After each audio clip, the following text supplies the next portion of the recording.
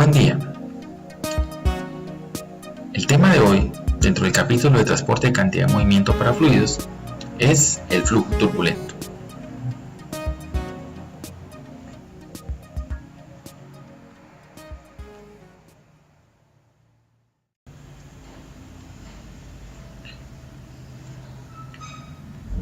El flujo turbulento es un flujo muy diferente al flujo laminar. La forma de diferenciarlo puede ser cuantitativa o cualitativa. Cuantitativamente se distingue fácilmente del flujo laminar porque el flujo turbulento se desarrolla a altas velocidades. Y cualitativamente es fácil de distinguir el flujo turbulento del laminar, o relativamente fácil de distinguir, porque el flujo turbulento describe trayectorias irregulares, tanto en la posición como en el tiempo. Y son estas trayectorias irregulares las que son conocidas como los vórtices. Entonces, vórtices como los que observamos ahí en esta imagen, donde se capturó mediante esta foto un instante del tiempo de un fenómeno de difusión de un líquido dentro de otro medio líquido. Entonces, este líquido se está difundiendo dentro de este medio de fondo azul, ¿cierto? Que es otro medio fluido. Y este es un bonito ejemplo donde se puede poner en evidencia que en flujo turbulento a veces los fluidos se dispersan dentro de otro, describiendo trayectorias que no son en una sola dirección, sino en más de una dirección, y en particular formando vórtices, como por ejemplo lo que observamos en esta región, o en esta región, o en esta región, o en esta región, o en esta región, y así sucesivamente puedo localizar muchas regiones donde se pone en evidencia la formación de un vórtice, es decir, de una trayectoria irregular en tiempo y posición.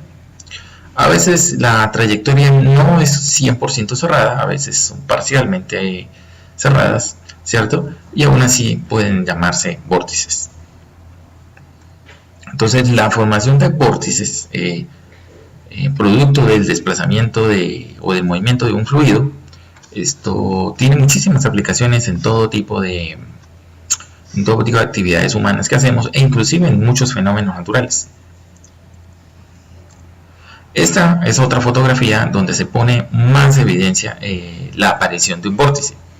Aquí es claramente evidente la formación de este vórtice que está formando el aire de forma natural debido al paso de una avioneta.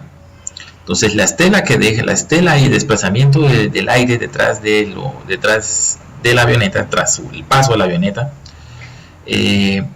deja muy claro que los fluidos pueden tener este tipo de comportamientos, ¿cierto? En el caso de este particular de la avioneta, se hizo a propósito ponerle un tinte a la salida de la parte trasera de la avioneta, pues para que se pudiese observar con el tinte, haciendo el trabajo de trazador o indicador, cómo es que se mueve el aire cuando ocurre el paso de un vehículo aeroportado como esta avioneta. Aquí, para que podamos entender por qué es tan complejo estudiar el mundo del flujo turbulento, vamos a poner algo que en la primera gráfica no es del todo evidente, pero en esta sí es un poco más. En primer lugar, los vórtices se pueden encontrar vórtices de escala de metros, como evidentemente el que se muestra aquí en esta área. Aquí se muestra claramente un vórtice que se puede medir en escala de metros. El problema de los vórtices es que los vórtices no solo ocurren en escala de metros o escala de centímetros. Si pudiésemos hacer un zoom sobre cada una de estas regiones que se están señalando, podríamos observar que ahí también se están formando microvórtices, que pueden ser tan pequeños como la escala de micras. Y se ha demostrado que la coexistencia entre esos microvórtices y esos macrovórtices, ellos mutuamente se están alimentando o fomentando para que se sigan formando más. Es decir, se ha observado que en flujo turbulento la existencia de vórtices a microescala afectan la existencia de los vórtices a macroescala y viceversa. y la coexistencia de vórtices a todo tipo de escalas, tanto muy pequeñas como de millonésimas de metro a niveles de metro, cualquiera de esas escalas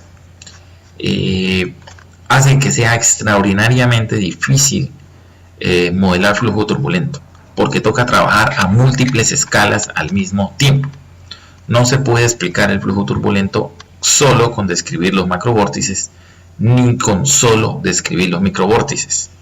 Habría que tener los dos al mismo tiempo, manejar las dos escalas al mismo tiempo para poder tener una descripción correcta de todo lo que está ocurriendo en un caso como por ejemplo el de la estela y el movimiento del aire tras el paso de esta avioneta.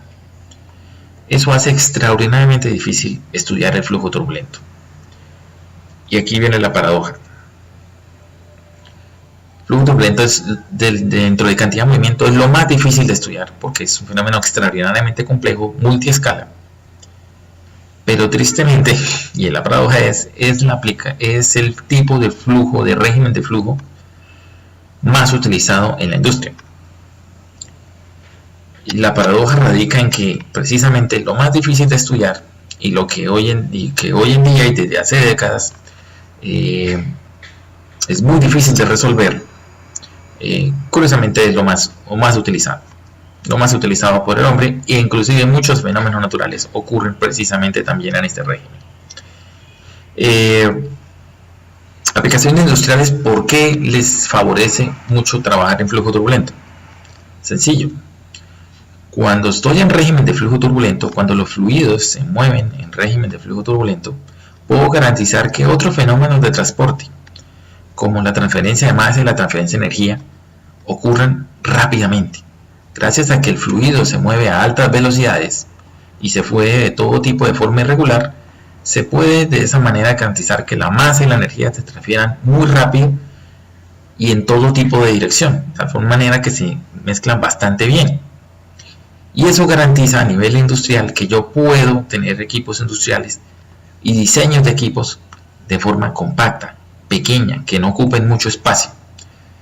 Si yo construyera mis equipos industriales en régimen para que funcionaran en régimen laminar, gastaría muchísimo espacio para lograr la misma transferencia de masa o energía que yo quisiera hacer, si lo hago en flujo turbulento.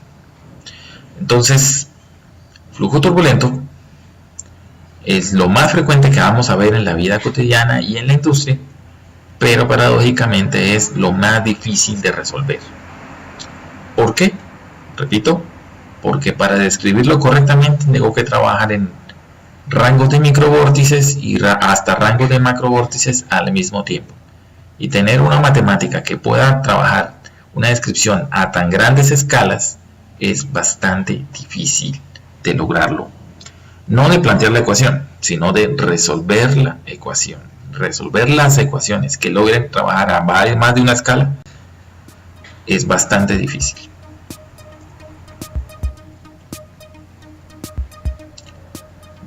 ¿Cómo se vería entonces un perfil de velocidades en flujo turbulento? Para poner en evidencia qué tan diferente es el flujo turbulento, entonces comparémoslo con un perfil de velocidades muy conocido por nosotros, que es el perfil de velocidades de un fluido dentro de una tubería en régimen laminar. Entonces, si en un instante del tiempo tomamos foto en una coordenada axial del perfil de velocidades de ese fluido en régimen laminar, podemos, pues sin temor a equivocarnos, decir de que el perfil se va a ver en forma parabólica. Su máximo en el centro del tubo y en la pared del tubo esa velocidad con un valor de 0. Si adicionalmente a este gráfico, al gráfico clásico del perfil, lo adimensionalizamos, es decir, tomamos el perfil y lo dividimos sobre su velocidad máxima, entonces podemos garantizar que el perfil va a oscilar entre 0 y 1, que se va a encontrar en el rango entre 0 y 1, y ese es básicamente tanto la forma como cuantitativamente se vería el perfil. Bien, entonces con estas mismas reglas de un perfil adimensional y en dirección radial, ¿cómo se vería entonces un perfil en régimen turbulento? Entonces, si tomo un fluido que ya no está en régimen laminar, sino en régimen turbulento, tomo su velocidad máxima y lo uso para dividir la velocidad de todos los puntos sobre esa velocidad máxima turbulenta y graficarlo también entre 0 y 1, esta sería la trayectoria que yo observaría de cómo es el perfil de velocidad del fluido. Como nos podemos dar cuenta, es extraordinariamente diferente a lo que describe un régimen laminar. En primer lugar, la trayectoria del perfil en régimen laminar es una trayectoria suave, muy bien definida, porque las velocidades van en forma progresiva, aumentando hasta llegar al centro y después disminuyendo hasta regresar a la pared. En el caso de régimen turbulento, los puntos adyacentes, los puntos del fluido adyacentes entre sí siempre tienen velocidades diferentes y velocidades muy diferentes a medida que se va haciendo la trayectoria, ¿cierto? Entonces la trayectoria del perfil nunca es suave en régimen turbulento, ni tampoco describe la forma clara y bien definida de forma parabólica que tiene el régimen laminar. Régimen turbulento obviamente también tiende a ser cercano a cero, cerca de la pared, pero tiene un cambio drástico cuando se va alejando de la pared, tiende a ser chato en el centro y retorna aquí otra vez a valores rápidamente a valores cercanos a cero cuando se acerca a la pared. Sin embargo, vale aclarar de que en régimen turbulento no necesariamente la velocidad de la pared es igual a cero como se podía asumir en régimen laminar. Esto no necesariamente es cierto. Ahora tomemos, a modo de ejemplo, un punto en particular. Tomemos un punto, solo un punto de dentro de la tubería, y a ese punto grafiquémosle cómo es la velocidad del fluido en función del tiempo. Dado que este perfil lo hicimos solo para un instante de tiempo, pero en las distintas posiciones, ahora aquí lo que voy a mostrar aquí en el lado derecho de la diapositiva es cómo sería para un punto en particular la velocidad con respecto al tiempo. Y si miramos respecto al tiempo el valor de la velocidad de ese punto, podemos observar, como se muestra aquí en la trayectoria, que el mismo punto, mirándolo respecto al tiempo, también tiene una variación importante del valor de la velocidad. Lo cual esto muestra lo que en la práctica realmente ocurre. En la práctica, un flujo turbulento, todos los puntos tienen un valor de velocidad diferente, no solo en la posición, sino también en el tiempo. Como un estudiante que me preguntó alguna vez, entonces el flujo turbulento nunca es estable. Estrictamente hablando, así en la forma más pura de la literatura, podríamos decir que no. El flujo turbulento, estrictamente hablando, nunca es estable porque un mismo punto nunca tiene el valor de velocidad igual respecto al tiempo, estrictamente hablando. Pero en términos prácticos, la ciencia y la ingeniería con fines prácticos ha asumido que sí se puede lograr, dado a que una muy buena parte de la región del flujo tiene velocidades muy parecidas entre ellas. La mayoría del perfil está en una región de velocidades altas, solo las que están muy cerca a la pared son las que tienen velocidades bajas. Entonces, eso ha sido uno de los argumentos que ha tomado la ciencia para decir que bien, listo, en la vida real estrictamente hablando no es estable, pero tiene valores muy cercanos si lo miramos respecto al tiempo, tendrá valores muy cercanos del mismo punto, y por lo tanto, digamos que en el papel sí se va a poder obtener perfiles de flujo turbulento en estado estable. Pero eso es simplemente una suposición que usa la ingeniería y la ciencia, más estrictamente hablando eso no es cierto. Bien, entonces, ¿cómo ha hecho entonces la ciencia y la ingeniería para estudiar flujo turbulento, dado que será muy difícil encontrar de forma analítica una ecuación así como vimos en régimen laminar, que encontrábamos ecuaciones que describían el perfil laminar?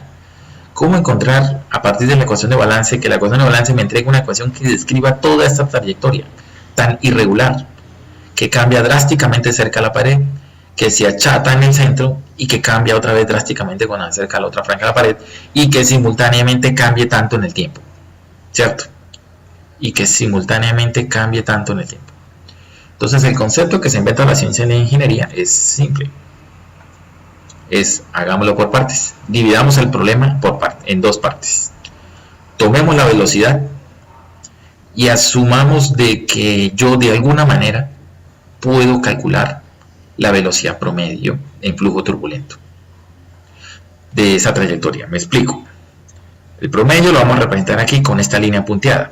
Entonces, si miramos el perfil radial, podemos observar que ahí debajo hay una línea punteada que se ha marcado. Una línea punteada suave, que no tiene esas variaciones fuertes en la posición, como realmente lo tiene el flujo turbulento. Entonces, esa trayectoria punteada es la que una ecuación sencilla podría tal vez lograr estimar, ¿cierto? Porque es describe una trayectoria suave, ¿cierto? Y una ecuación podría de pronto darle esta solución, no la desviación. Lo mismo respecto al tiempo. Si miramos respecto al tiempo, yo podría, quizás por medio de las ecuaciones analíticas que ya conocemos, partir la velocidad en el tiempo en dos grandes partes, igual que acá. La velocidad real sería igual a una velocidad promedio más un cambio o una desviación de la velocidad respecto al promedio. Es decir, tener una ecuación que me pueda calcular esta línea roja, y para poder describir la negra, la verdadera, entonces me invento este segundo término, que es la desviación del promedio respecto al real. O sea, esta z' me calcularía cuánto es que tenga que subir o bajar respecto al promedio la velocidad para poder describir la velocidad real, ¿cierto? Entonces, descomponiendo la velocidad en estos dos términos, la del promedio y la desviación respecto al promedio, pues en teoría ya la cosa queda un poco más trabajable. ¿Por qué? Porque la del promedio se puede calcular de alguna manera con la matemática tradicional, y esta desviación pues es básicamente un valor que va cambiando en el tiempo en cada instante, pero es mucho más trabajable porque este es de orden de magnitud seguramente más pequeño, y este que es de orden de magnitud más grande, pues este sí le puedo pegar con la matemática tradicional. Entonces esta es una forma de obtener una aproximación bastante buena siempre y cuando obviamente trabaje muy bien mis ecuaciones analíticas para encontrar el promedio y una matemática adicional que me ayude a calcular la desviación respecto al promedio. Eso es básicamente el concepto que utilizan. El principio del concepto que se utiliza para poder modelar flujo turbulento.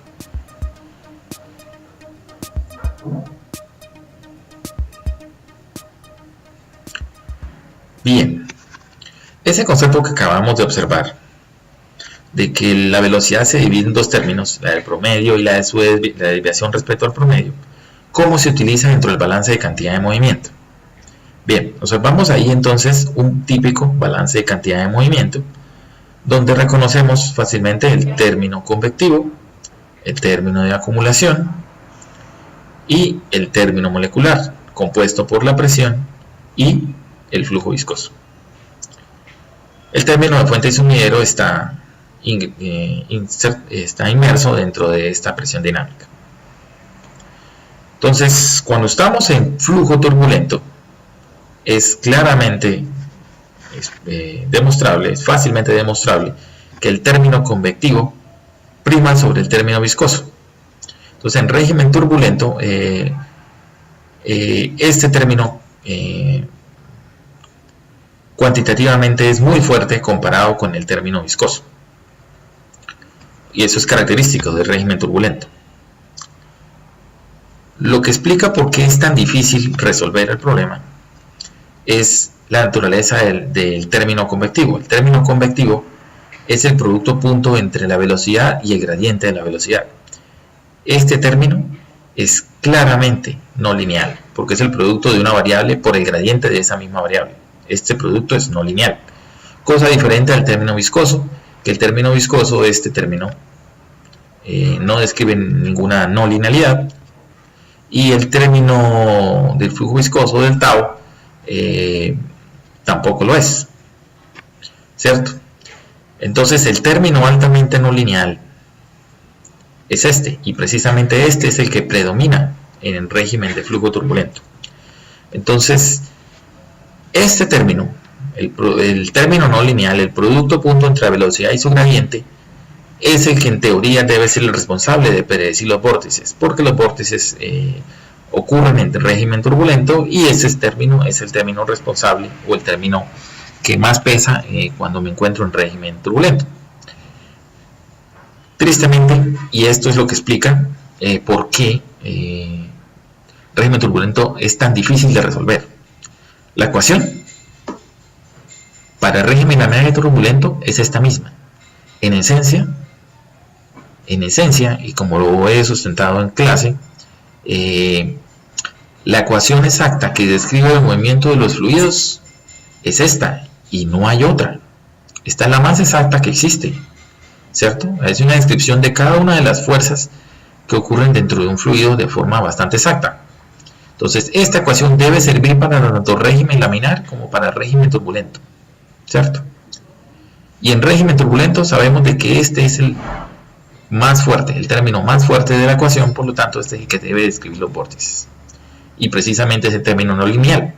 Y si algo se sabe de la matemática que uno trabaja en sus cursos de en sus cursos de cálculo y de ecuaciones diferenciales, es que los términos no lineales son siempre más difíciles de resolver que los lineales. Por lo tanto, resolver flujo turbulento se hace muy difícil porque precisamente para resolverlo el término no lineal es el que predomina. El término de la ecuación de balance es el término no lineal y ese es el más difícil de resolver. Por lo tanto, el régimen turbulento es mucho más difícil de resolver que el régimen laminar. Y aquí viene lo peor. Lo peor y lo que remata la situación que sea extraordinariamente difícil de resolver flujo turbulento es que toca resolver flujo turbulento para describir los microvórtices y los macrovórtices al mismo tiempo, porque los unos afectan a los otros y viceversa. Por lo tanto, se requieren métodos, ya sea analíticos o numéricos, extraordinariamente poderosos para que puedan ver todas las escalas posibles, tanto las micros como las macro y las intermedias que haya entre micro y macro. Todas ellas deberían poderse describir con todo el detalle posible para que entonces se vea el efecto de los microvórtices sobre los macrovórtices y viceversa. Eso es extraordinariamente difícil. Los métodos que existen actualmente, ya sea por el lado analítico o por el lado numérico, pues simplemente no hay. No hay métodos analíticos o métodos numéricos que puedan usar esta ecuación de balance tal cual como la vemos ahí para poder resolver el problema de los microvórtices y macrovórtices simultáneamente. Los analíticos no. ¿Por qué? Los analíticos no hay porque el problema de los analíticos es que ellos funcionan muy bien cuando las geometrías son sencillas, son geometrías donde hay variaciones en una sola dirección. Y es por eso que la mayoría de los ejercicios analíticos solo se pueden resolver para flujo laminar, que es el flujo en una sola dirección, y con geometrías fáciles, esferas, tubos, cilindros, placas. Entonces los métodos analíticos solo funcionan con geometrías fáciles donde se puedan describir direcciones de flujo en una sola dirección, y ustedes aplicar entonces todos los conceptos de solución de ecuaciones diferenciales ordinarias que ustedes vieron en sus cursos de cálculo. Y en esos métodos analíticos funcionan solo bien en esas circunstancias. Los métodos numéricos, alguien diría, pues método numérico, o sea, ellos pueden con todo. Métodos numéricos que resuelven los software, como COMSOL, como ANSYS, como Fluent y otros más que existen en el mercado. Todos ellos se quedan cortos para resolver los microvórtices y macrovórtices al mismo tiempo. ¿Por qué? No por la formulación de la ecuación es esta, y punto, ya no hay que darle más vueltas. El problema es que para poder modelar micro y macro al mismo tiempo, se tendría, por ejemplo, el método numérico más común, que es elementos finitos. Entonces, para usar elementos finitos y que resuelvan micro y macro vórtices al mismo tiempo, se necesitaría construir una malla muy fina porque tiene que ser lo suficientemente fina para que pueda captar el detalle de lo micro, y como también lo tienen que llevar a nivel de macro, entonces esa finura tendrá que propagarse hasta a nivel de macro. Entonces, imagínense una malla que sea la 10ª parte de una micra, para que al menos vea a escala de micras, y traten de calcular el número de elementos finitos que se formarían de décima de micra para poder cubrir 1 o 2 metros de vórtice de un macrovórtice grande, ¿cierto? Entonces las mallas serían enormemente grandes, serían supremamente grandes, tan grandes que el consumo de memoria de un computador, se consumiría tanta memoria que sería prohibitivo o impráctico tratar de resolver la ecuación original, la ecuación general de cantidad de movimiento para un fluido, con una malla tan grande, con tantos elementos finitos construidos para poder tener micro y macro al mismo tiempo. Entonces, por eso es que se puede asegurar de que no existen métodos ni analíticos ni numéricos para resolver la ecuación general de balance de cantidad de movimiento para fluidos de forma formal para resolver un problema de flujo turbulento. No existe en la práctica uno que sea lo suficientemente bueno. Entonces alguien dirá, bueno, y si no se ha podido, y si no existen métodos, entonces ¿cómo es que lo resuelven? ¿Cómo es que hoy en día se resuelven esos problemas? Hay soluciones. Como siempre, la ingeniería se inventa algo. ¿Y ese invento quién es? El concepto que vimos de hace 2 diapositivas. Es partir el problema en 2. Partamos que el cálculo de la velocidad se va a partir en el cálculo de la velocidad promedio y su desviación respecto al promedio. Más o menos ese es el concepto. Entonces, ¿qué se hace? Se tiene la ecuación general de cantidad de movimiento para cualquier fluido, que esa la conocemos. Acumulación, convectivo, molecular, compuesto por presión y viscoso. Y el término fuente y sumidero está aquí sumergido dentro de esta presión. Entonces, esa es la ecuación clásica de cantidad de movimiento.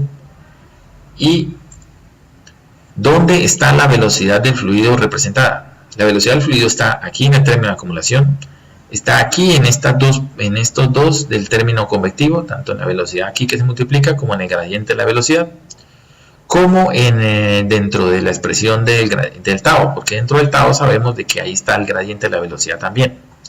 Entonces, ¿qué se hace? Se toma la definición de que la velocidad va a ser igual a la velocidad promedio más su desviación, y ese concepto de la velocidad promedio más desviación se reemplaza dentro de cada uno de estos términos. Se reemplazan esos 4 términos que está ahí. Si esta definición se ingresa dentro de uno de esos términos y se rearregla la ecuación, se puede llegar a una expresión como esta, donde la B con raya superior, ¿cierto?, representa la velocidad promedio, ¿cierto? Velocidad promedio. Y si agrupamos todos los términos de desviación, el término de desviación respecto al tiempo, el término de desviación respecto al promedio aquí en esta velocidad, el término de desviación respecto al promedio en este gradiente, y el término de desviación respecto al promedio en el tau, si todos esos los reunimos, los podemos reunir en un término que sería el tau respecto al tiempo, el tau de desviación, mejor dicho, el tau de desviación. Ese tau que agrupa todos los términos de desviación de la velocidad en todos estos términos de la ecuación de balance, ese tau es lo que se denominaría el tensor de Reynolds. Entonces, en otras palabras, el tensor de Reynolds es ese término en la ecuación de balance que agrupa todas las desviaciones de la velocidad respecto al promedio. Y este amiguito, el tau de desviación, es todo el problema realmente difícil de resolver. ¿Por qué? Porque estos términos que quedaron respecto al promedio, estos que quedaron respecto a la velocidad promedio, eso, si usted los mira e ignora el tensor de Reynolds, esa es básicamente la misma estructura de la ecuación de cantidad de movimiento de siempre, la que siempre hemos resuelto y la que sabemos que si la logramos resolver, nos va a entregar una trayectoria suave, como la que vimos de flujo laminar o como la que vimos precisamente de flujo turbulento de la línea punteada, ¿cierto? Nos va a entregar una trayectoria suave. Y este amiguito, este término, que es la desviación, el término de la desviación de la velocidad respecto al promedio, este amiguito es el que nos va a agregar esa variación tan característica del régimen de flujo turbulento, ¿cierto? Eso es básicamente lo que va a ocurrir. Entonces el tensor de Reynolds es el quid, es el asunto a resolver, es la clave a resolver de aquí en adelante para poder modelar turbulencia. Es resolver una ecuación clásica de cantidad de movimiento más un término de desviación, que es el famoso tensor de Reynolds.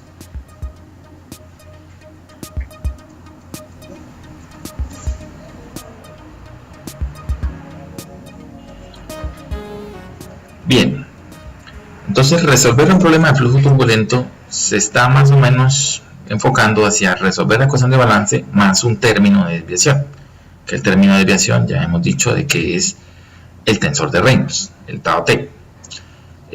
¿Cómo se está resolviendo el tau T? Que ese sería como el problema, porque el resto de la ecuación de balance pues ya se sabe cómo se puede resolver por elementos finitos, como ya hemos visto que es el método habitual de los métodos numéricos, por ejemplo.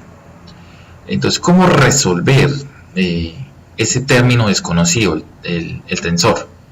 Entonces, el tensor, calcular esa desviación respecto al promedio, ese ha sido un problema que viene de hace muchas décadas tratando de resolverse, y los distintos métodos han ido apareciendo en el tiempo, y esos métodos han caído dentro de una categoría que se llama los modelos RANS.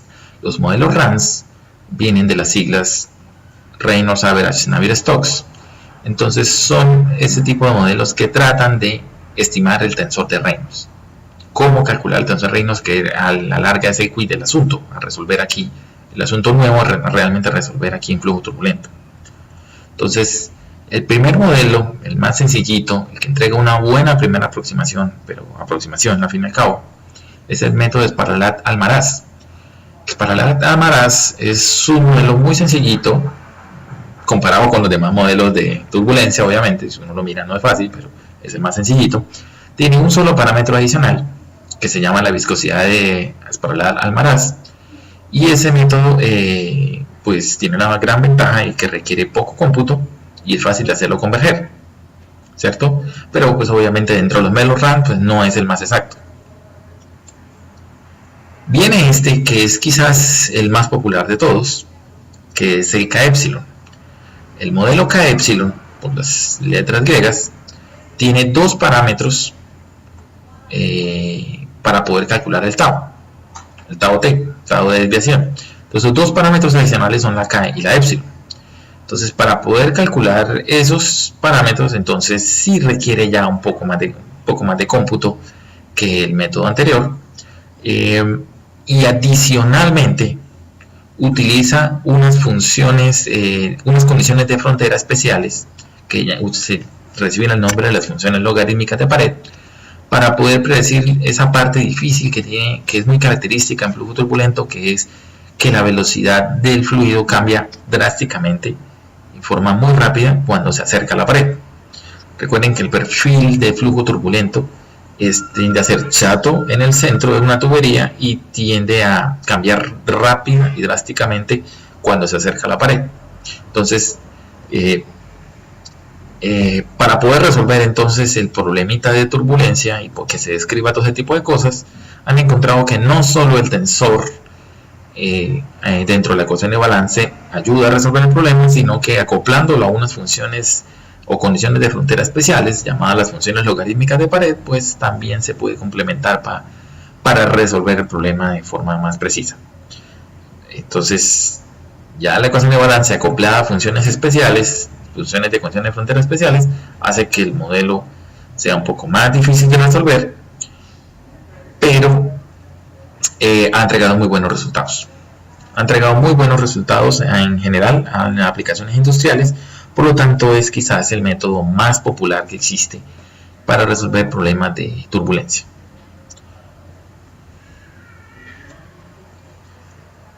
Un modelo primo de este es el modelo K-omega. El modelo K-omega tiene dos parámetros también, la K y la omega.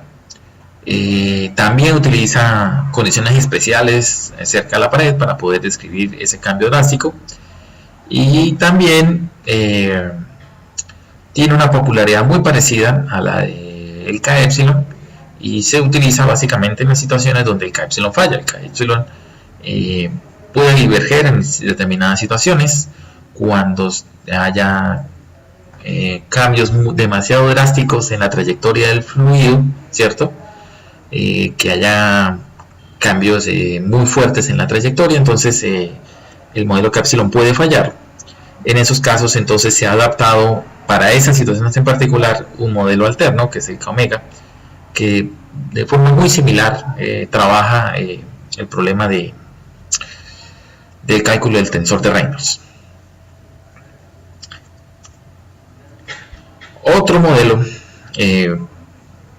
quizás un poco más exacto, pero exacto en situaciones muy particulares, es los modelos de bajo Reynolds K epsilon. El modelo de bajo Reynolds K epsilon es muy parecido al modelo K epsilon, pero requiere mucho cómputo y está especialmente diseñado para situaciones de Reynolds bajos. Para situaciones de Reynolds bajos, cerca de la región de transición y ese tipo de cosas, entonces este modelo es mucho más exacto que el K epsilon y que obviamente el K omega. La desventaja pues es que requiere un alto cómputo por lo muy especializado que está para esa región de Reynolds, ¿cierto?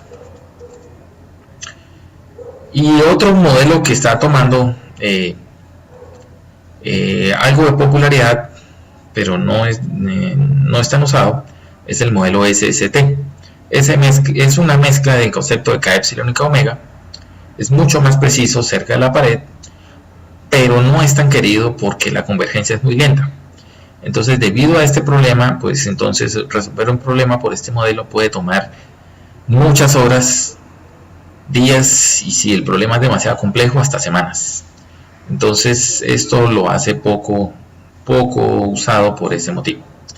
El modelo más popular es el modelo K epsilon que estamos viendo aquí.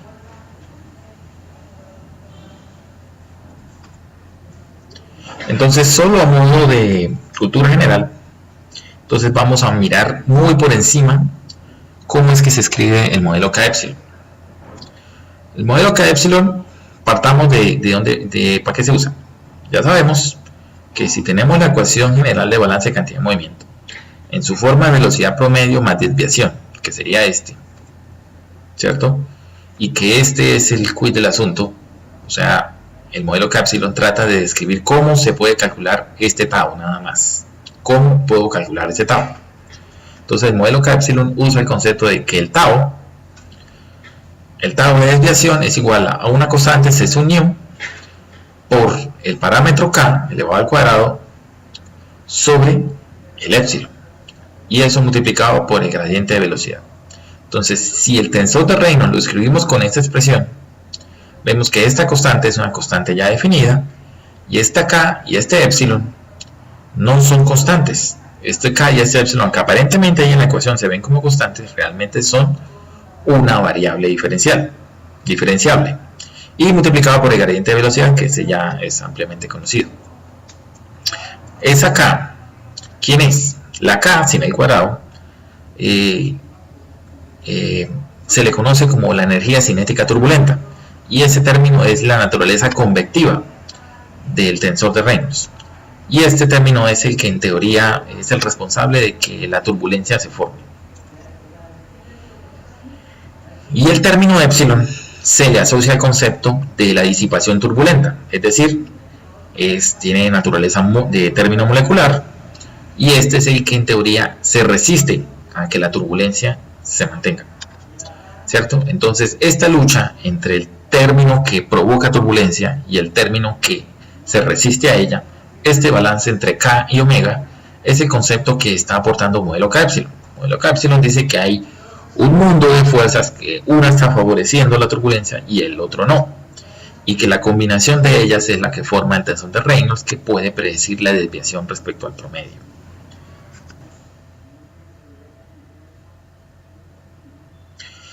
Para hallar la K y la epsilon, entonces se necesitan de dos ecuaciones diferenciales parciales.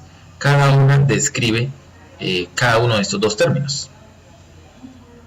Entonces va a haber una ecuación de balance para la energía cinética turbulenta, que es la K, y otra ecuación de balance para estimar el epsilon, la disipación turbulenta. Esta sería la ecuación correspondiente para la K y esta otra para el epsilon. Y como podemos observar, son ecuaciones diferenciales parciales que pueden ser tan complejas o más como la misma ecuación de balance de cantidad de movimiento general. Tienen su término de acumulación, y si tiene su término aparentemente de naturaleza convectiva, ¿cierto? Y su término aparentemente de la misma forma matemática que el término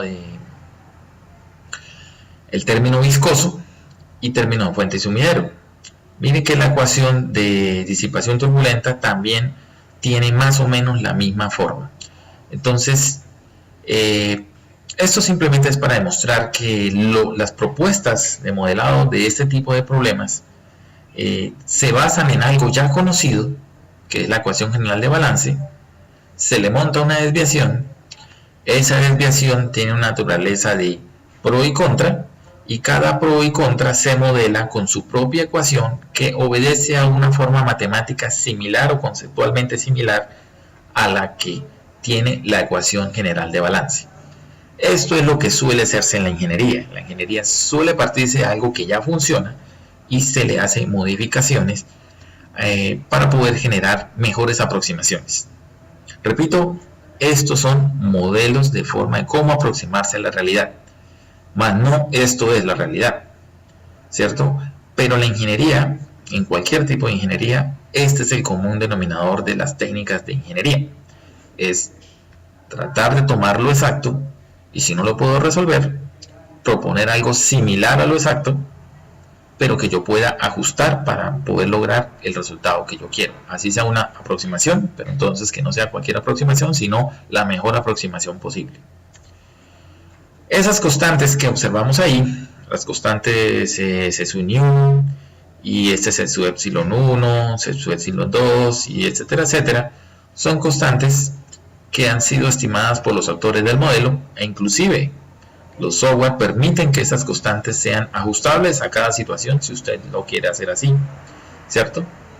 Pero básicamente estas constantes que estamos observando en este momento son las universalmente utilizadas para poder hacer que este modelo converja con relativa facilidad, ¿cierto? Han sido pues estimadas obviamente con técnicas estadísticas para poder encontrar un valor de constantes que haga que este sistema se pueda resolver en casi todas las situaciones.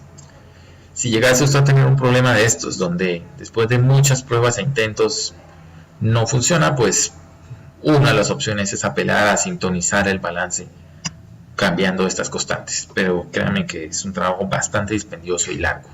Obviamente esto solamente lo cuento como cuestión de cultura general, más este tipo de ejercicios no lo vamos a hacer en nuestro curso.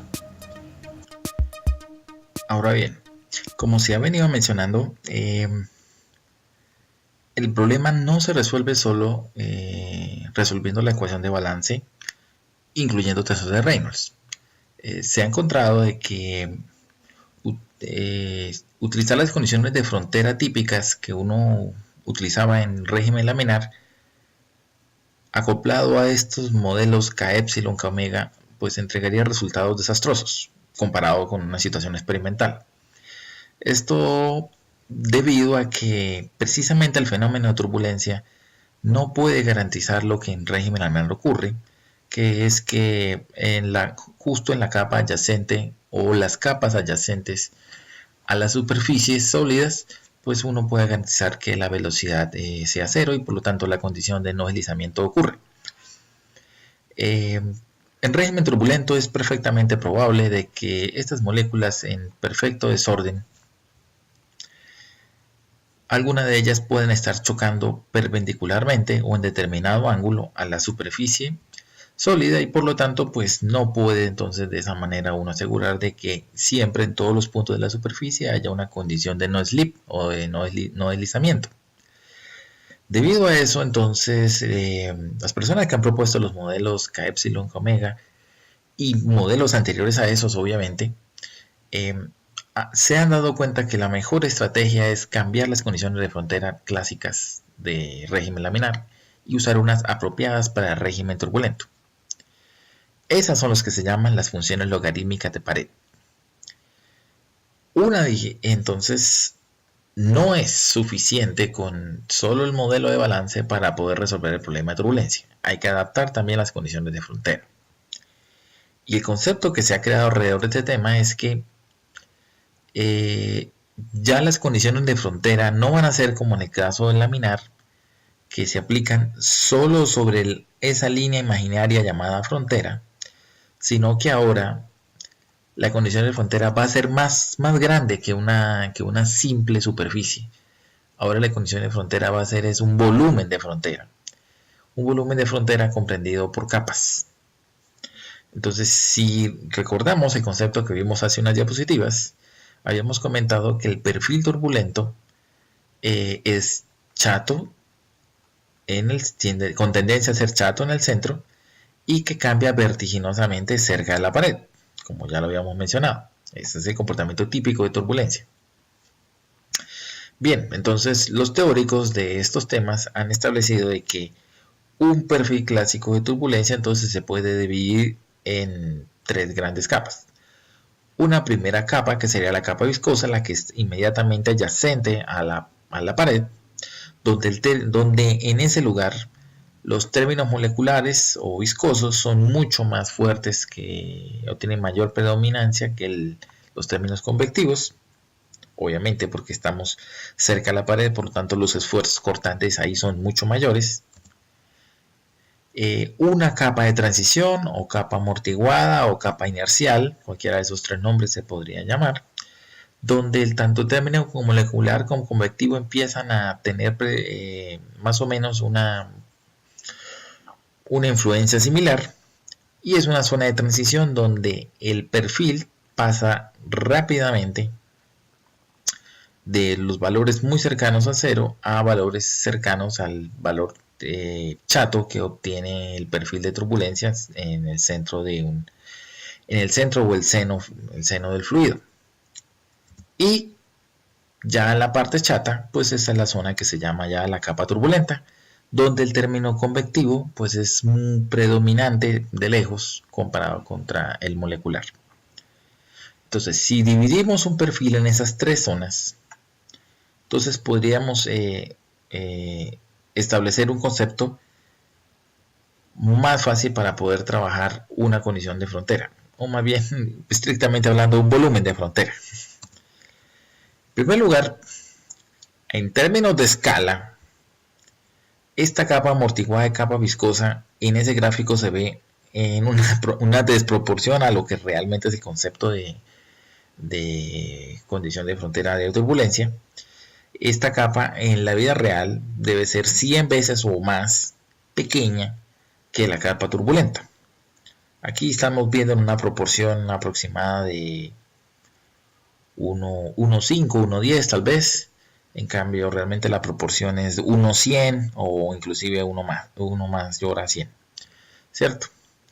Entonces, realmente esas capas amortiguadas viscosas suelen ser muy pequeñas, una región muy pequeña, y en esa región es donde cambia drásticamente el valor de velocidad.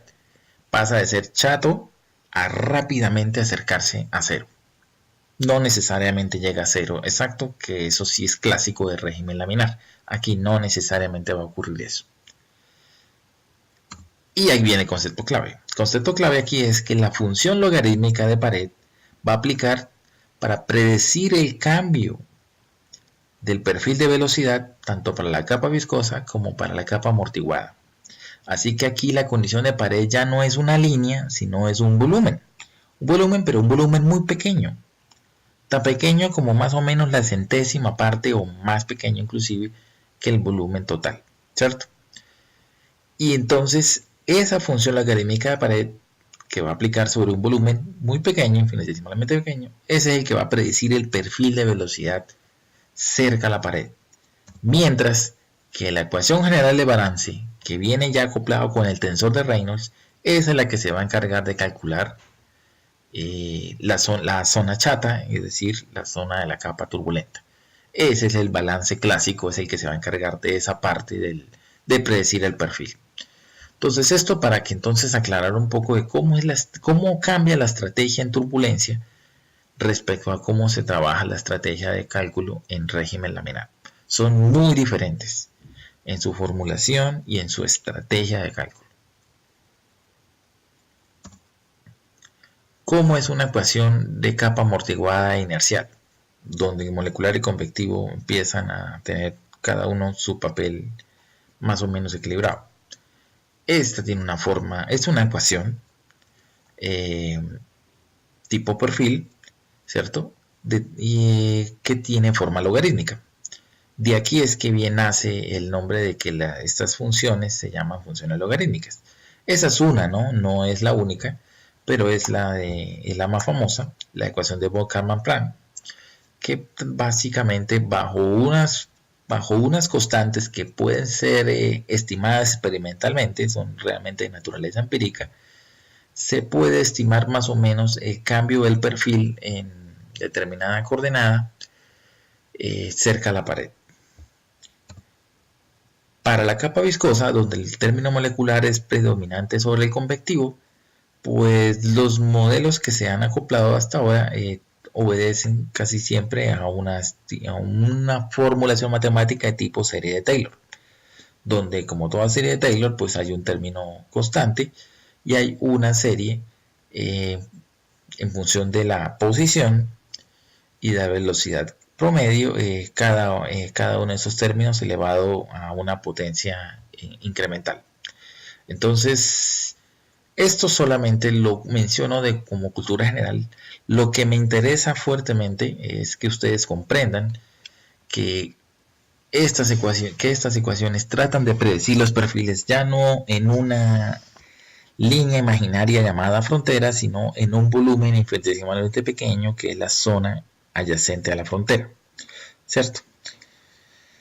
Y esto es lo importante que uno debe comprender, que el proceso de la turbulencia pasa de ser con esfuerzos viscosos importantes cerca de la pared a drásticamente influenciado por la parte inercial o convectiva en regiones ligeramente posteriores a la pared, ¿cierto? Rápidamente se pasa de una zona viscosa amortiguada a una zona de capa inercial o turbulenta.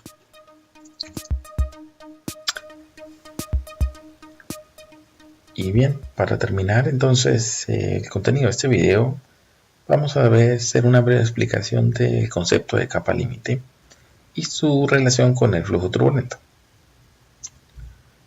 El fenómeno de capa límite es un fenómeno que ocurre cuando un fluido es influenciado por la presencia de un sólido. Y básicamente lo que aquí acontece es que un fluido que vaya en determinada trayectoria a determinada velocidad, cuando se encuentra con un obstáculo sólido, pues dicho fluido sufre una distorsión en su dirección y en la magnitud de la velocidad, ¿cierto? Debido pues a que no puede penetrar el sólido y por lo tanto el fluido se distorsiona. Esa distorsión puede ser leve, puede ser fuerte. Si llega a ser fuerte, entonces puede provocar aguas abajo, la formación de turbulencias, de vórtices, que para nosotros básicamente es sinónimo de turbulencia, ¿cierto?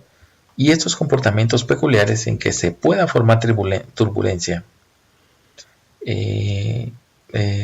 puede ser un concepto manipulable para que el ingeniero utilice esas situaciones para aumentar la tasa de transferencia tanto de masa de calor, por ejemplo, en determinada situación. Es más, esto es precisamente por lo cual la capa límite vale la pena estudiarla, porque la capa límite ocurre en muchísimas aplicaciones, tanto industriales como de la vida cotidiana y en los fenómenos naturales, donde esa pequeña formación de capa alrededor de los sólidos puede provocar la distorsión del fluido que, si es bien entendida, puede ser utilizada a beneficio y como ventaja para las necesidades de la humanidad. Ejemplos, muchos. Unos poquitos sencillos. El de diseño de estructuras civiles, el de edificios, torres de comunicaciones. Es de enorme influencia el efecto del viento sobre esas estructuras, y es demasiado importante para la estabilidad de dichas estructuras saber cómo es que se va a comportar el viento alrededor de dichas estructuras, tanto antes como después del paso del fluido. Otro ejemplo, y quizás ese es de los más famosos de la capa límite, es la razón de ser de por qué los aviones pueden volar. Y eso es básicamente a razón de cómo están construidos los aviones, particularmente sus alas. Las alas de los aviones están construidas de tal manera que le logran dar la sustentación que un avión necesita para poder volar. Esto lo explicaremos un poco más adelante. Otra aplicación de nivel industrial de ingeniería de procesos es el diseño de reactores químicos, el diseño de absorbedores, de absorbentes, de equipos de lixiviación, de muchísimas situaciones donde se manejan sólidos con fluidos. En ingeniería de procesos suele ser muy estudiada la capa límite porque suele ser determinante para la formación de estos vórtices y de regímenes de flujo turbulento que favorecen o desfavorecen, dependiendo del caso, la transferencia de masa de calor. Y recordemos que si se logra mejorar la transferencia de masa de calor, aumentarla o disminuirla dependiendo de nuestra conveniencia, pues podemos hacer que equipos más compactos, más pequeños, más eficientes y por lo tanto más económicos. Entonces, el estudio de la capa límite tiene enorme influencia en muchísimas aplicaciones, tanto en ingeniería civil, ingeniería mecánica como ingeniería de procesos. Es de los conceptos en que más utilidades se le ha encontrado dentro de lo que se conoce como transporte de cantidad de movimiento. Este fenómeno de capa límite existe desde hace muchas décadas, de por sí. Sus primeras formulaciones serias provienen desde principios del siglo XX. Ludwig Prandtl, discípulo de Reynolds, fue una de las primeras personas que formuló una teoría coherente y acertada alrededor del tema de la capa límite. Prandtl estableció que en un fenómeno de capa límite el flujo se puede dividir en dos grandes flujos: el flujo viscoso y el no viscoso. El no viscoso es aquel flujo que ante la presencia de un sólido, ese flujo no se ve de ninguna forma perturbado, ni en su trayectoria ni en su magnitud. Magnitud tanto de velocidad como de presión, ¿cierto? Y eso lo podemos observar en estas zonas, tanto en esta inferior que señalo como en la superior. Y existe otro flujo, que es el flujo viscoso. El flujo viscoso es ese flujo que se forma alrededor de la zona más cercana al sólido, ¿cierto? Que es esta zona que nosotros observamos en gris. Esta zona que observamos en gris, podemos darnos cuenta de que esa zona, la trayectoria y por ende la magnitud de la velocidad de la presión fueron afectadas. ¿Y todo por qué? Por la presencia de un objeto. Entonces, la velocidad con la que venga el fluido y la forma del objeto influyen muchísimo en cómo se forma esta capa límite, en la forma y magnitud de esta capa límite. Y por ende, pues obviamente eso va a afectar todos los fenómenos de transporte adyacentes como masa y calor que también puedan estar ocurriendo simultáneamente en esa situación. Aquí simplemente estamos viendo el ejemplo de un ala de avión donde forma esta capa límite típica de las situaciones de sustentación de una aeronave.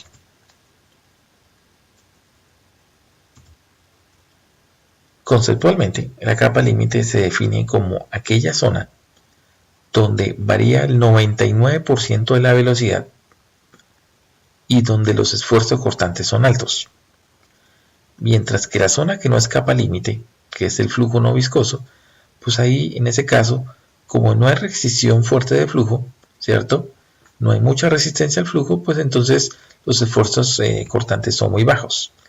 Mientras que en la zona de capa límite, por el hecho de estar cerca al objeto sólido, pues obviamente los esfuerzos cortantes son altos y simultáneamente en esa zona los gradientes de velocidad son enormes comparados con los gradientes de velocidad que vemos en la zona de flujo viscoso.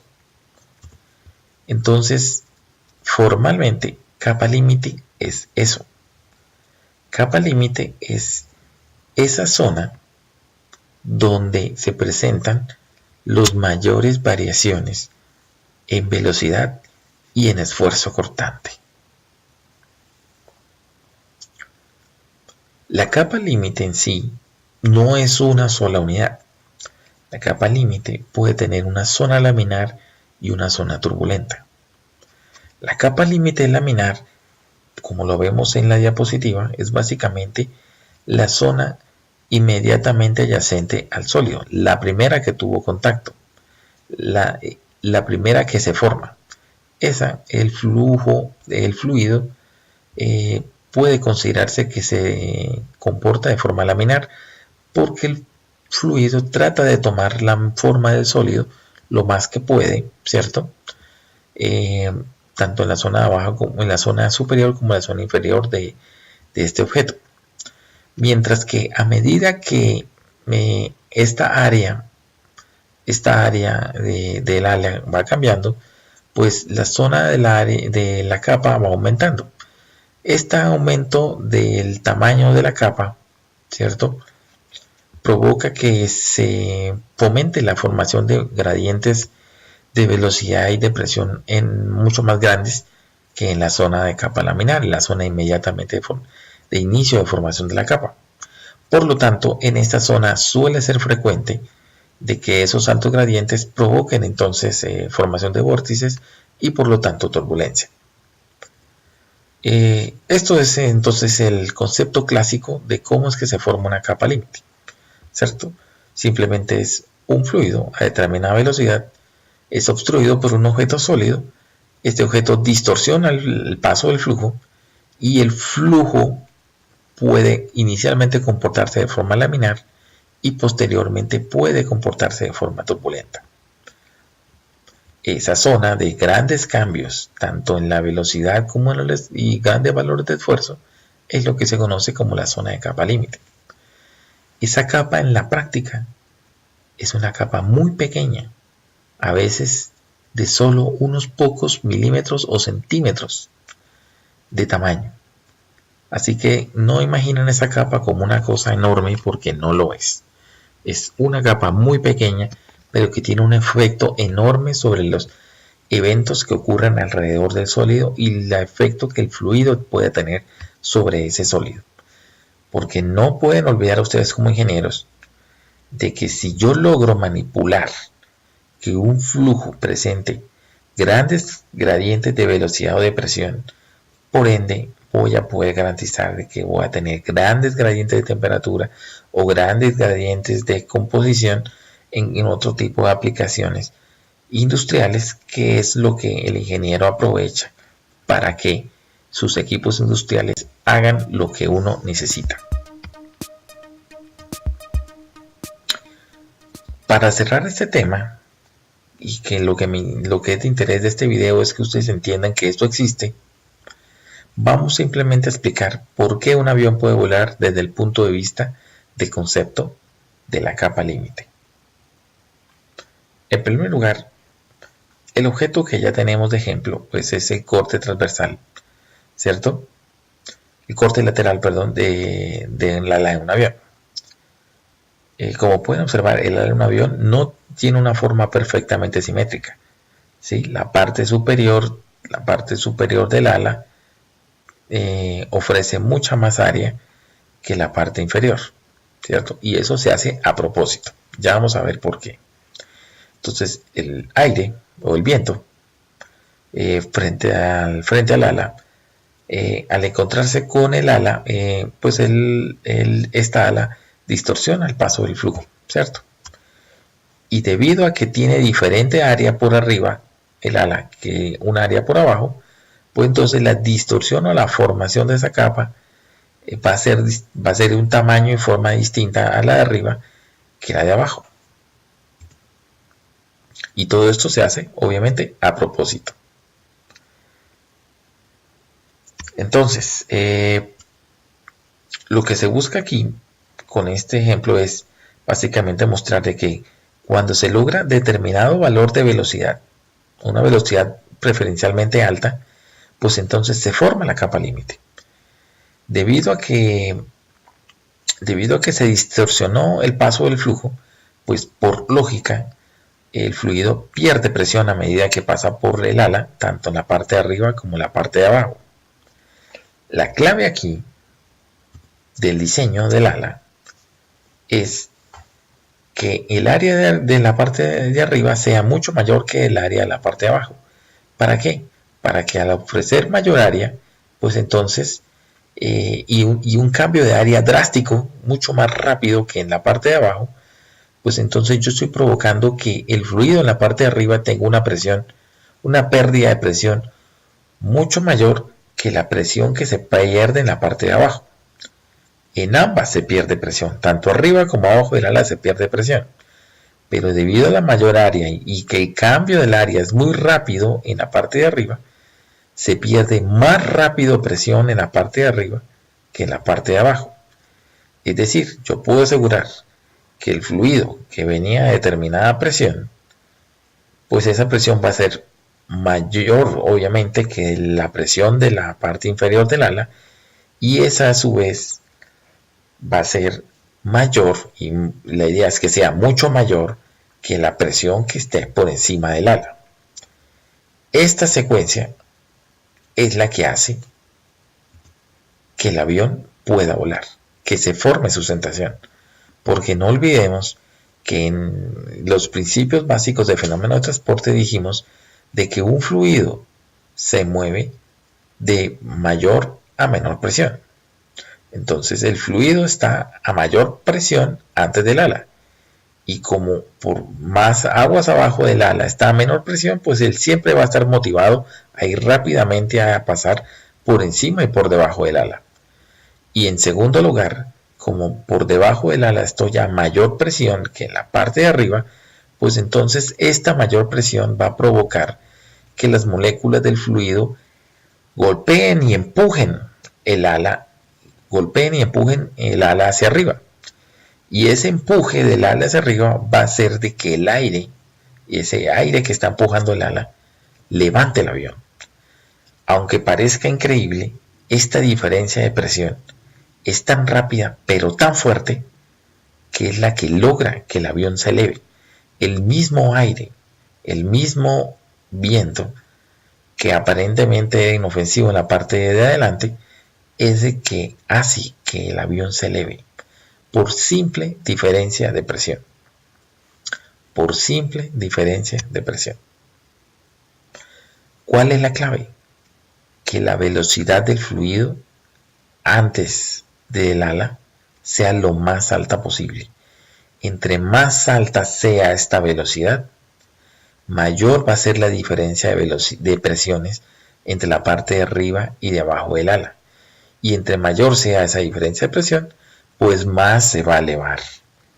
más el el aire va a empujar el ala por debajo y va a hacer que el avión se eleve. Obviamente, después de que termina el ala, esa diferencia de presiones, esos fluidos que iban inicialmente separados por la parte de arriba y de abajo del ala, pues se van a terminar mezclando, y el proceso de esa mezcla pues va finalmente a formar vórtices y por lo tanto turbulencia. La famosa turbulencia de los aviones tras el paso de uno de estos es simplemente el resultado natural de la mezcla de dos fluidos, dos corrientes de aire que estaban a diferente valor de presión, ¿cierto? Este fenómeno es lo que básicamente hace que un avión se eleve, una diferencia de presión provocada a propósito, aprovechando la alta velocidad del aire al frente del avión y a la forma del ala, que es asimétrico porque hay una mayor área por arriba que por abajo, provocando que se pierda más presión por arriba que por abajo, y eso genera el delta de P conocido, que hace que un avión se sustente. Entonces, ¿cuál era la clave aquí? La clave es controlar el tamaño de la capa límite, controlarlo, saber el tamaño que puedo yo, con determinado tamaño de capa límite, puedo provocar la diferencia de presión que yo deseo para elevarme hasta la altura o sostenerme a la altura que yo deseo. Y todo eso en un avión se hace con una combinación de muchos factores, no solo los que he mencionado aquí. Para lograr que la velocidad antes del ala se conserve en un valor adecuado para el tamaño del ala que tengo, pues hay que estudiar el empuje. Y el empuje se lo da el motor, las turbinas del avión, ¿cierto? Pero también hay que estudiar la fricción y los materiales en que está hecho el ala, así como cuánto peso es que tengo que levantar, así como también otra serie de cosas propias de la aerodinámica que pues se salen del alcance de este video. Este es un tema supremamente amplio, pero muestra que un concepto simple como este es lo que se le puede sacar muchísimo provecho a nivel industrial.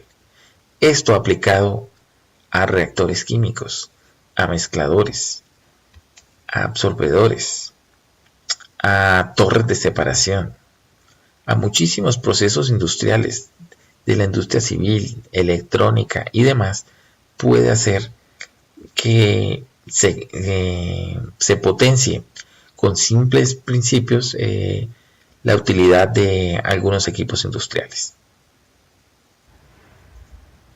Bien, y no siendo más, me despido y pues deseándoles un buen día, y ojalá que este material simplemente haya servido de introducción, de una micro introducción a lo que es el mundo del flujo turbulento.